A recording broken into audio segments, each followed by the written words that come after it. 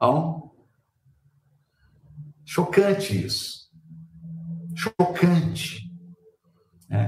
Ele está ali, Roma, Atenas, poder, príncipe. Não é que pergunta, tem algum príncipe que está apoiando o seu projeto? Está preocupado com isso, né? É pompa, é poder, é a riqueza, e a inteligência. Você conhece os códigos, as leis, né? Você já leu essa questão do Livro dos Espíritos? E você já leu essa vírgula que está nesse parágrafo? Não é engraçado? Né? A gente repete isso, né? Até hoje. Até hoje. Nós espíritas estamos aí repetindo esse padrão do Hanan, né? O que tem de Hanan na prática espírita é um negócio absurdo, né? É muito, muito. Essa atitude de Hanan, ela quase que predomina no ambiente religioso. No ambiente religioso como um todo. Não só no espírita. É essa atitude. Então, são pessoas que gostam mais do Livro dos Espíritos do que de pessoas. Você fala, não, de pessoa eu não gosto, não. Eu gosto do Livro dos Espíritos. Eu gosto de filosofia. Eu gosto de intelecto, de ideia. Pessoa, não, pessoa. Eu não gosto de pessoa. Eu não gosto de gente. Esse é o Hanan. E aí Jesus deixa Hanan. Deixa por quê? Porque ele não quis ajuda. Ele não quis ajuda. O Hanan tem certeza que ele está certo. Como é que ajuda? Como é que ajuda uma criatura dessa? O tempo. Então Jesus deixa e vai procurar. Vai procurar quem? Vai procurar os pescadores, as pessoas da Galileia. Porque essas pessoas, elas gostam de pessoas. Essas pessoas gostam de gente. Elas gostam de pessoas. E também porque o Evangelho, Jesus é o Consolador. Jesus é o Consolador. Ele é o Cristo Consolador. Hanan não precisava ser consolado. Hanan tinha tudo. Ele não tinha noção das carências dele. Né? Ele era carente, muito carente, espiritualmente carente. Mas ele não tinha noção da sua carência espiritual. Então ele não precisa ser consolado. Ele não precisa. Aqui não. Aqui são mulheres sofredoras, crianças sujas e desamparadas, velhos esquecidos, trabalhadores rudes e anônimos. É a massa de espíritos que estão numa experiência corporal desafiadora. Por que esses espíritos estão nessa experiência aqui? Por quê? Porque, com certeza, numa vida anterior, eles estavam em Jerusalém. Eles estavam lá. Talvez vivendo como Hanan. Vamos pensar nisso, gente. Quem está aqui na Galileia, nesse momento aqui, será que não estava numa encarnação anterior em Roma ou em Atenas? Fazendo horrores? Oprimindo? Abusando do poder?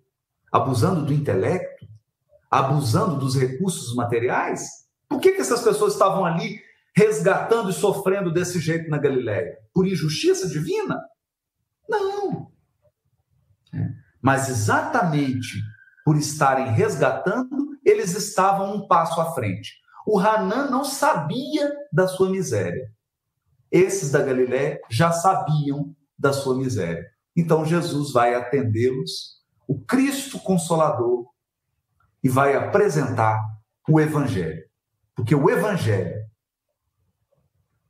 é a consolação para quem reconheceu a sua miséria. Quem não reconheceu ainda a sua miséria não vai sentir a força consoladora do Evangelho. Não percebeu ainda. Então Jesus começa ali, porque o Cristo está construindo para um dia ao trabalhar aquelas crianças sujas, desamparadas, publicanos pecadores, pescadores rudes. Jesus está ali trabalhando no mármore do sentimento, mas para aquela vida? Será que é para aquela vida? Ou será que esses seres espirituais que ele está trabalhando ali foram os que no futuro reencarnaram e construíram o cristianismo e deram exemplos maravilhosos para o cristianismo? No futuro, porque Jesus exatamente trabalhou o mármore do sentimento de cada um deles. E com certeza, a maioria desses seres que estavam aqui na Galileia ouvindo Jesus, no maior sofrimento, hoje, são espíritos iluminados. Por quê? Por quê? Porque moldaram o mármore do sentimento. Né? E, por fim, uma coisa que eu queria dizer aqui é que Humberto de Campos ele coloca nessa poesia o chamado dos discípulos, mas a gente precisa pôr um pouquinho mais de pé na realidade, sair um pouco da narrativa mais poética, né?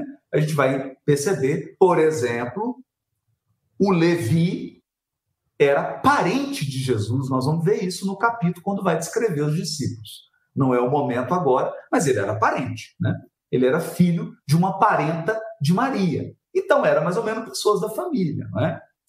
Então, aquele grupo que ele estava chamando ali não era exatamente um grupo de gente que não conhecia.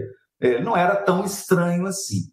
Outra coisa, não era tão anormal surgirem mestres e os seguidores, que eram os mestres da Torá. Então, a pessoa realmente seguia aquele mestre. Isso era muito comum, né? Isso desde a Grécia, de Roma também, em Israel, os mestres e as pessoas seguiam, conviviam com esses mestres para que elas pudessem aprender algo, para que elas pudessem ver na prática. Então, isso de chamar discípulos, fazer discípulos, era algo corriqueiro da vida naquela época. Então, a gente não deve olhar isso com uma coisa assim tão extraordinária. E muitos aqui eram chegados, parentes de Jesus, tinham alguns desconhecidos da vida corpórea, mas naturalmente nós estamos falando de espíritos preparados por Jesus, espíritos que tiveram contato com Jesus antes de encarnarem,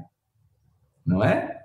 E que estavam aí no sono, se encontrando frequentemente com Jesus. Por isso, quando o viram, reconheceram a presença do mestre e por isso aderiram. Mas aderiram também pela sua boa vontade, pela sua disposição, né? Não é que eles não reconheçam dificuldades. A gente vê o André falando, puxa, mas Cafarnaum é tão pequenininho, né? O senhor está querendo fazer um reino aqui, mas olha, isso aqui é uma aldeia tão pequenininha, né? E aí eles... O Simão Pedro, não, a gente pode pegar as cidades todas em volta do lago, né? E Jesus sorri. Sorri por quê? Porque essas dificuldades, elas são sanáveis. Esses problemas, esses óbices, eles são transpostos, né?